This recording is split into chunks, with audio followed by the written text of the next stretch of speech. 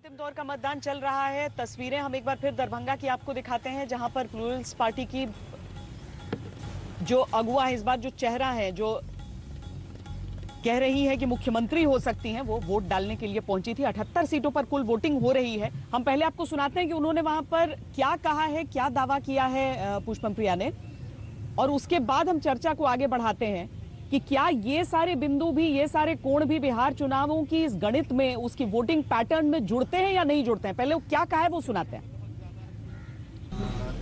आराम से भाई, वोट डाला जी बिल्कुल। क्या सोचकर? वही सोचकर जो एक मतदाता को सोचना चाहिए। थोड़ा और लोगों को जाने दे। पूछिए। हाँ बताइए, क्या सोचकर आपने वोट डाला? अभी पहले भी कहा था, आगे बढ़ने का वक्त है और आगे हम तभी बढ़ेंगे जब नीतीश जी और लालू जी से मुक्ति पाएंगे। यही सोच के वोट किया है। लेकिन नीतीश जी ने कहा कि ये मेरा अंतिम चुनाव है। हाँ, मैंने सुन लिया। चुनाव तो वैसे भी उन्होंने लड़ा ही नहीं है विधायक का, तो अंतिम चुनाव का क्या मतलब है। और जहाँ तक एज ए मुख्यमंत्री उम्मीदवार वो कहना चाहते हैं अंतिम चुनाव है, तो ये चुनाव भी नहीं होना चाहिए था। 15 साल तो हमने उन्हें दिए हैं, पर अब सम्मान के साथ रिटायरमेंट ले लेनी चाहिए थी। आप भी चुनाव लड़ रही हैं, लिए क्या देख रही है चुनाव? मैं अपने लिए वही देख रही हूँ जो मैं बिहार के लिए देख रही हूँ। मैं यहाँ पे आई हूँ बिहार को आगे लेके जाने के लिए, और बिहार में जो हालत है वो बहुत ही खराब है, तो अब आगे बढ़ने का वक्त है। आपने अपना जो रोड मैप या प्लान रखा है, आपको लगता है कि आपको उसमें जनता का समर्थन इस बार मिल रहा है, या फिर आपके लिए ये ट्रायल है, आप आगे भी लड़ेंगे? आगे भी लड़ेंगे, जरूर आगे भी लड़ेंगे, लेकिन हाँ, मुझे जनता का समर्थन मिल रहा है। इस चुनाव में जीतेंगे। कितना सीट आप लाएंगे इस चुनाव में? जितने भी आपने कैंडिडेट उतारे, क्या एक्सपेक्टेशन है? कितने? कुछ तो होंगे ना? ये जो भविष्यवाणी करने वाली चीज है वो मुझे पसंद नहीं है। वो तो जिस दिन रिजल्ट आएगा उस दिन पता चल जाएगा, लेकिन टारगेट ये है कि ज्यादा से ज्यादा सीटों पे हम जीते। आपने भविष्यवाणी तो कर दी थी मुख्यमंत्री का, आपने भविष्यवाणी तो की थी ना अपने आप को लेकर कि आप मुख्यमंत्री नहीं, मैंने ये नहीं कहा था कि मैं मुख्यमंत्री हूँ। आपने डिक्लेयर तो किया था ना अपने आप को एज ए मुख्यमंत्री कैंडिडेट। थोड़ा आराम से भी बात कर सकते हैं, पढ़े लिखे लोगों के जैसे भी बात कर सकते हैं। बिल्कुल पढ़े लिखे जैसे बात, तो वही तो मैं बोल रहा हूँ आपसे कि आपने अपने आप को मुख्यमंत्री कैंडिडेट डिक्लेयर किया। कैंडिडेट डिक्लेयर करना एक अलग भविष्यवाणी हुआ ना? नहीं, वो भविष्यवाणी नहीं होती है। जब हम चुनाव लड़ते हैं, जब हम उम्मीदवार होते हैं, तो भविष्यवाणी नहीं होती है, हम उम्मीदवार होते हैं। भविष्यवाणी अगर आपको सुननी है तो मैं ये कह रही हूँ कि हम ही जीतेंगे और हम सरकार बनाएंगे, और कोई गठबंधन का लेकिन आप बिल्कुल नए तरीके से सवाल नहीं, बिल्कुल नए तरीके से आपने कदम रखा है, बिल्कुल एक नए, कह सकते हैं नए स्टाइल में रखा है। इसको करने के पीछे का आपका मकसद क्या है? क्यों? बिहार में जो व्यवस्था है वो बहुत ही खराब है। राजनीति का स्तर जो है वो बहुत ही गिर गया है। यहाँ पे राजनीति और चुनाव सिर्फ 2 चीजों के दम पे होती है। एक तो बहुत ज्यादा पैसा, जो ये 5 साल में वहाँ पे बैठ के कमाते हैं, वो पैसा सबको पता है, बांटा जाता है, और जो भी होता है वी ऑल अवेयर, सबको पता है। और दूसरा, लोगों को लड़ा के, अलग अलग समुदाय के लोगों को लड़ा के लोगों को पिछड़ा रखते हैं। अब ये सारी चीजें नहीं होंगी। शिक्षा की बातें होनी चाहिए, पढ़ाई लिखाई की बातें होनी चाहिए, आर्थिक विकास की बातें होनी चाहिए। सब कुछ जुमला हो गया है यहाँ पे। आर्थिक अपॉर्चुनिटीज देनी होंगी, और मिथिला जाना भी उसके लिए जाता है, बुद्धि के लिए जाना जाता है। तो विद्यापति का मिथिला है, गार्गी और मैत्री का मिथिला है, भारती मिश्र का मिथिला है। ये सारी चीजें अब खो गई हैं कहीं पे। इन चीजों को वापस लाने की जरूरत है। बिहार के भविष्य का सवाल है।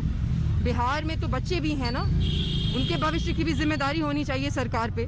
शिक्षा की जो हालत है वो आप देख ही रहे हैं। तो अब इन चीजों पे बात करने के लिए यहाँ पे आई हूँ, और इन्हीं चीजों पे बात होगी। चीज है कि इस बार एजेंडा सेट करने की अलग कोशिश हुई, रोजगार और खासकर नौकरियों को लेकर के चर्चा हुई।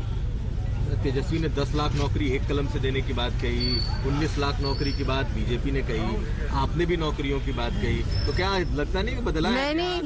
मैंने ही नौकरियों की बात शुरू की थी। मैंने ही धर्म और जाति की बात ना हो ये करना शुरू किया था।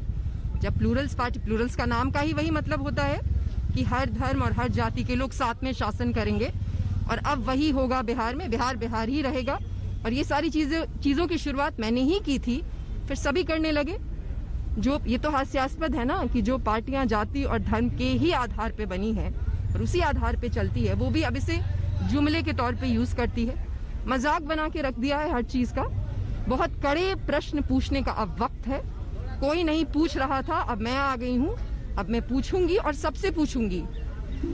जितने भी लोग हैं, जितने भी स्तंभ हैं डेमोक्रेसी के, अब सबसे कड़े प्रश्न पूछे जाएंगे। अमना जी, कितना बड़ा फैक्टर ये हो सकता है? क्या ये वाकई एक चेंज के तौर पर हम समझें, या फिर जो प्लूरल्स पार्टी है उसका किस तरीके से देख रहे हैं आप इस समय? देखिए, प्लूरल्स पार्टी का कोई वजूद नहीं है। हाँ। आप अगर मेरी बात अगर पूछना चाहें तो प्लूरल्स पार्टी कोई इम्पोर्टेंस या कोई रोल प्ले नहीं करी है बिहार पोल में। हाँ, एक बज़ जरूर पुष्पम प्रिया ने आके किया, खासकर अर्बन वोटर्स के बीच में। पर अर्बन है ही कितना? वही बात मैं कर रहा हूँ कि पटना में आप सिर्फ एडवर्टीजमेंट देखे, वो भी एडवर्टीजमेंट का जो कॉन्टूर था आप देखिए, वो बिल्कुल मेट्रो सिटी का एडवर्टीजमेंट है। अंग्रेजी के अखबार में आधा इंग्लिश और आधा हिंदी का एडवर्टीजमेंट देना, प्लस इनका कोई इस तरह कैंडिडेट भी नहीं। पुष्पम प्रिया खुद भी 10-5 हजार वोट ला पाएंगे कि नहीं, इस पर भी मुझे डाउट है। सुजीत जी, प्लूरल्स पार्टी?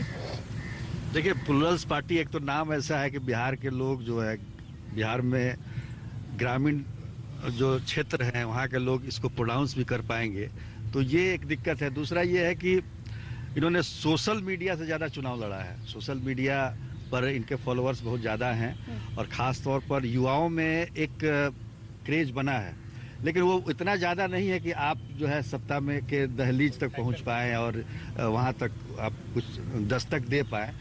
तो अभी इनको मेहनत करनी पड़ेगी। ये तो शुरुआत है। 8 मार्च को मुझे याद आ रहा है कि महिला दिवस के दिन इन्होंने पूरे अखबारों में विज्ञापन के जरिए एक तरह से लैंड किया था यहाँ पे, और मुख्यमंत्री के उम्मीदवार के तौर पर अपने को प्रोजेक्ट किया था। तो ये पहली बार हुआ कि पहले ही कोई मुख्यमंत्री अपने आप को उम्मीदवार घोषित कर दे और चुनाव बाद में लड़े। जी, युवाओं को तो टारगेट सब कर रहे हैं इस बार चाहे चिराग पासवान, उन्होंने जब अपनी बिहारी फर्स्ट यात्रा शुरू कर दी, चेहरा भी युवा है, तेजस्वी, प्लूरल्स पार्टी, सब। इसका जवाब मैं अपने घर से देना चाहता हूँ। हाँ। मेरा बेटा गया कि मैं प्लूरल्स पार्टी को देना है मुझे वोट, लेकिन उसको ये पता नहीं था कि ये उनका सब लोगों को मालूम होगा कि उसका चुनाव चिन्ह क्या है। हाँ। जिस पार्टी का ये हाल है उसके वोटर को नहीं मालूम है कि चुनाव चिन्ह क्या है। आपको बता दें, चेस्ट का कोड है उसका वोट। अच्छा, चुनाव चिन्ह। तो आपने बताया या नहीं बताया बेटे को? अब तो बेचारा चूक कर आ गया वो। तो खैर, कहने का मतलब ये है कि युवाओं में अपील करना सिर्फ नहीं होता है। हम आपकी पहुंच कितनी है? पहुंच है नहीं। आप अब कहीं से आती हैं, एडवर्टीजमेंट देती हैं, जिसको आप कारपेट की तरह कहते हैं ना, कि आप हर चैनल पे ऐड दे दिए एक साथ आपने, उससे तो वोटर नहीं ना। सोशल मीडिया कितना निर्णायक हो रहा है बिहार चुनाव में? नहीं, उसकी एक भूमिका तो है, और बहुत सारे मामलों में देखा गया है कि सोशल मीडिया के जरिए बहुत सारे लोग अपनी बात पहुंचा रहे हैं लोगों तक। हाँ। ये अच्छी बात है कि लोग नौजवान लोग आ रहे हैं राजनीति में। सारे लोगों का आग्रह भी है और समाज का भी कि नए लोग, अच्छे लोग राजनीति में आए। लेकिन जहाँ तक इसको देखें कि बिहार का एक जो पैटर्न है वोटिंग का, 2015 के इलेक्शन में देखिए, जहाँ 78 सीटों पर चुनाव हो रहा है, वहाँ का क्या है सीट शेयरिंग। हमको लगता है कि एनडीए को 48 उसमें पिछले चुनाव में वो सीटें मिली हुई थी, और 22-23 के आसपास राजद का था। हम तो एक बार सीधे चलते हैं अपने संवाददाता कुमार अभिषेक के पास। पुष्पम प्रिया से बातचीत कर रहे हैं। आज तक में स्वागत है। ये बताइए कि आपने मतदान किया, आप बहुत चर्चा में रही, आपने शुरुआत में ही अपने को मुख्यमंत्री कैंडिडेट घोषित किया। इन सब के पीछे इस तरीके से खुद को लॉन्च करने का ये कौन सा तरीका आपका रहा, और आप कितनी अपने को इस मामले में सफल देखते हैं?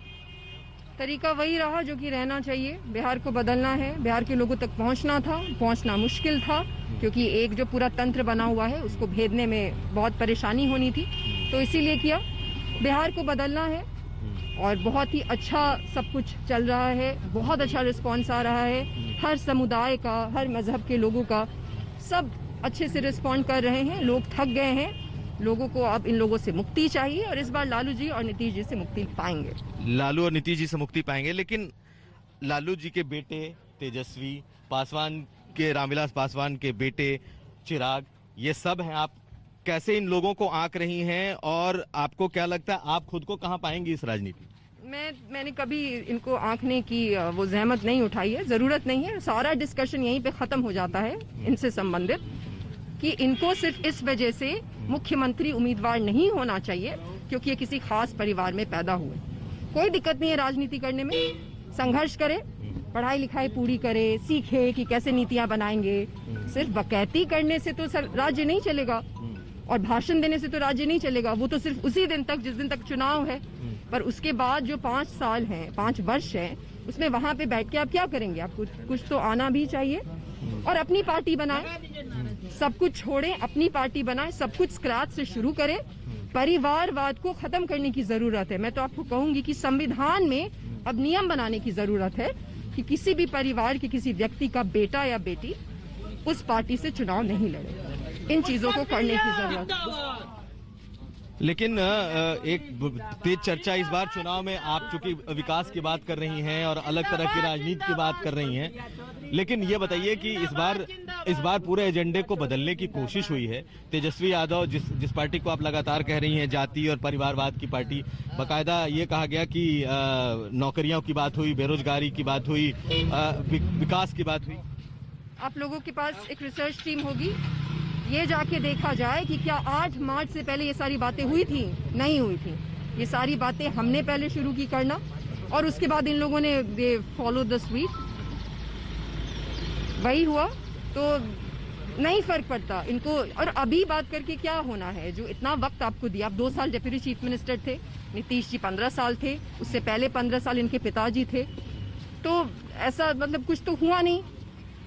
लोग समझदार हैं, लोग समझते हैं कि ये सब चुनाव के वक्त में होता है, लोग कुछ भी कहते हैं और इसकी वजह से इन्होंने इतना स्तर गिरा दिया है चीजों का कि जब हम सही भी कहते हैं तो अब लोगों को विश्वास नहीं होता। वो अपने आप में एक प्रोजेक्ट है कि ट्रस्ट जो टूट गया है, खो गया है, उसको वापस जगाना। नहीं तो पुष्पम प्रिया क्या करेंगी? आप 2 जगह से पहले तो चुनाव लड़ रही हैं, आपको लगता है कितना भरोसा है अपनी जीत का? और दूसरी बात, क्या आप यहाँ रहेंगी? क्योंकि आपने जो अपने को लॉन्च किया है, बिल्कुल नए तरीके से लॉन्च किया है।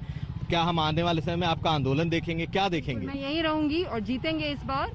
मैं यहीं रहूंगी, बहुत सारे जीतने पे भी अब बहुत सारे कड़े प्रश्न पूछे जाएंगे और सभी लोग, डेमोक्रेसी के जितने भी स्तंभ हैं, वो अब तैयार हो जाए उन प्रश्नों का जवाब देने के लिए। मुझे निकलना होगा तो। चलिए, तो ये थी हमारे साथ पुष्पम प्रिया, ऐसा नाम जिसने बिहार के इस चुनाव में लोगों को चौंकाया है कि किस तरीके से खुद को लॉन्च किया जाता है। और दरभंगा पहुंची हैं जहां पे उन्होंने अपना वोट कास्ट किया है। 2 जगहों से बिहार में वो चुनाव लड़ रही हैं, नए तरीके की राजनीति की बात कर रही हैं और पुरानी राजनीति को नकारने की एक पूरी कोशिश दिखाई दे रही है।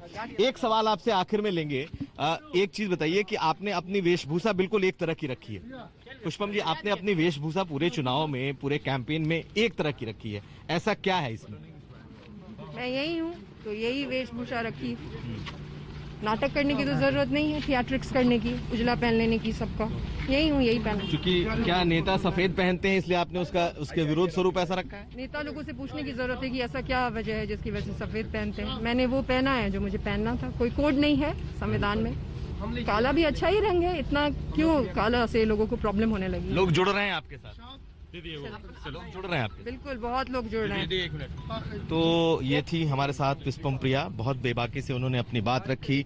वो यहीं रहेंगी, कह रही हैं, आंदोलनों में जाएंगी, लेकिन अब देखना ये है कि इस चुनाव में कैसा परफॉर्म करती हैं और आने वाले वक्त में इनकी राजनीति कैसे चलती है। संजय सिंह के साथ कुमार अभिषेक, दरभंगा, आज तक। तलखी नजर आती है जवाबों में पुष्पम प्रिया के। एक आम नेता जो कि चुनाव के दिन कम से कम एक दोस्ताना जवाब देने की कोशिश करेगा ताकि जनता के सामने एक अलग एक इमेज प्रोजेक्ट हो। हालांकि वो कह रही है कि जो पूरा नैरेटिव था मैं नहीं बदला। बहरहाल प्लूरल्स पार्टी से अलग हम वापस आपको लिए चलते हैं चुनाव के उस मैदान में जहां पर वोटर आगे निकलकर वोटिंग कर रहे हैं। किशनगंज की तस्वीरें हम चाहेंगे कुमार कुणाल अगर आप दिखा सकें इस समय। देखिए, आपको तस्वीरें दिखाते हैं और केवल ऐसा नहीं है श्वेता की लंबी कतारें हैं, बल्कि इसमें जब हमने बात की, जब हम यहाँ से लाइव नहीं थे तो मैंने कोशिश की कि कई वोटरों से ऐसे भी बात किया जाए, तो बहुत सारी बातें हैं, तकलीफ है।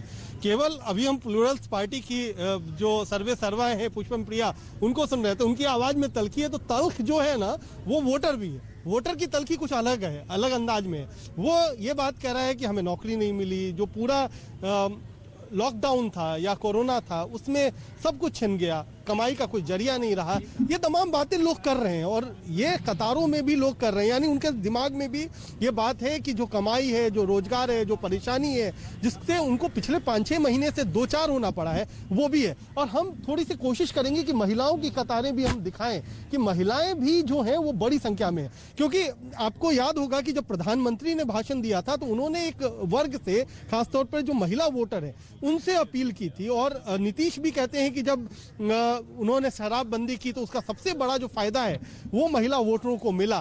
तो क्या महिला वोटर अलग तरीके से वोट कर रही हैं? ये भी एक बड़ी रोचक बात है कि महिला वोटरों का रुख क्या पुरुष वोटरों से अलग है? ये बिहार में है क्योंकि पुरुष वोटर ज्यादा मुखर होता है, रोजगार की बात ज्यादा करता है, बातें बहुत सारी चीजें क्योंकि अभी तक जो वोट बैंक थी बिहार में खासकर उसे जातियों में बांध कर देखा जाता था, लेकिन महिलाएं क्या एक वोट बैंक के तौर पर कंसोलिडेट हो चुकी हैं। और नीतीश कुमार का जो दावा है कि शराबबंदी के बाद, चूंकि उसके बाद पहला चुनाव है विधानसभा का यहाँ पर, तो वो सच में क्या लामबंद है? इस ब्रेक के बाद इस चर्चा को आगे बढ़ाएंगे, आप देखते रहिए आज तक। नमस्कार, मैं हूं अंजना ओम कश्यप। हमें उम्मीद है ये वीडियो आपको पसंद आया होगा। लेटेस्ट खबरों के लिए यूं ही देखते रहिए आज तक, और इस वीडियो के पसंद आने पर लाइक, शेयर एंड सब्सक्राइब करना ना भूलें।